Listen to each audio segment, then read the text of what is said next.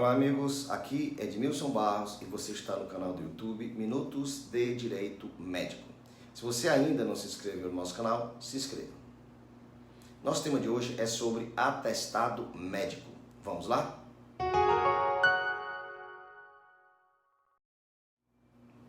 Hoje eu vou falar sobre um importante instrumento de trabalho do médico que só perde para a assinatura e a identificação do mesmo, no caso, o atestado médico. Dada a sua utilização tão comum e diária, não deveria ser objeto de dúvidas nem questionamentos, mas é. Nessa e nas próximas semanas, trataremos sobre o atestado médico. Nessa de hoje, teremos os aspectos gerais e principais. Nos encontros dominicais vindouros, destacaremos aspectos específicos como atestado sem data, atestado com data retroativa e atestados para acompanhantes de pacientes. O atestado médico é parte integrante do ato médico, sendo o seu fornecimento direito inalienável do paciente. Portanto, se o paciente solicitar, trata-se de ato médico obrigatório, não podendo importar em qualquer majoração de honorários. Para começar, algumas informações preliminares não podem deixar de serem dadas. Não existe o documento médico chamado de declaração médica. O correto é sempre atestado médico, refutando-se a nomenclatura declaração. É obrigatória aos médicos a exigência de prova oficial de identidade, entenda-se legível, em boas condições e com foto aos interessados na obtenção de atestados de qualquer natureza, envolvendo assuntos de saúde ou de doença. No caso de criança ou adolescente que não possua esse documento com foto, deve ser apresentada a certidão de nascimento do mesmo e a identificação de um dos seus genitores que possuam o nome na certidão apresentada.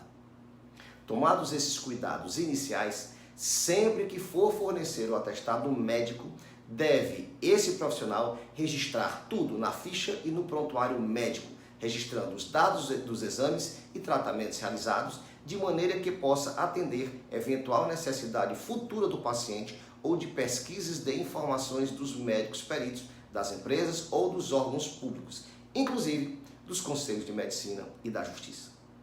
Na elaboração do atestado médico, o médico assistente deverá registrar os dados de maneira legível, estabelecer o diagnóstico se e quando expressamente autorizado pelo paciente, especificar o tempo concedido de dispensa à atividade necessário para a recuperação do paciente, datar o atestado, identificar-se mediante nome, assinatura e número de registro no Conselho Regional de Medicina. Se anunciar especialidade ou área de atuação, deverá também informar o registro de qualificação de especialista, o RQE, e o estado onde ele foi emitido.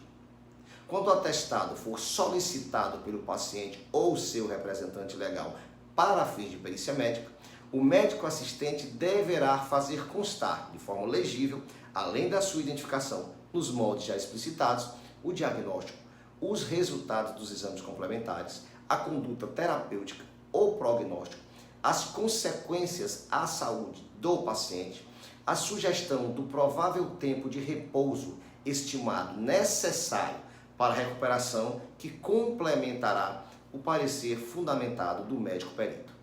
Importante salientar que é o médico perito e não o médico assistente, emissor daquele atestado, que possui o poder legal de exarar a decisão final de todos os benefícios previdenciários de matéria médica, tais como, por exemplo, auxílio incapacidade temporária, auxílio incapacidade permanente e auxílio acidente. E quanto àquelas codificações dos diagnósticos por escrito ou em códigos, os médicos somente podem fornecer atestados com diagnóstico qualificado ou não, quando, por justa causa, exercício de dever legal, solicitação do próprio paciente ou de seu representante legal. No caso da solicitação de colocação de diagnóstico codificado ou não ser feita pelo próprio paciente ou seu representante legal, esta concordância deverá estar expressa na frente do próprio atestado médico com o seguinte texto: autorizei a colocação do diagnóstico nesse atestado e o recebo em mãos diretamente do médico emissor. Lembrar que somente quem faz diagnóstico emite atestado, ou seja, somente médicos e odontólogos nos respectivos e estritos âmbitos de sua atuação profissional. Se julgar necessário, o médico assistente pode se utilizar da opinião de outros profissionais afetos à questão para exarar o seu atestado.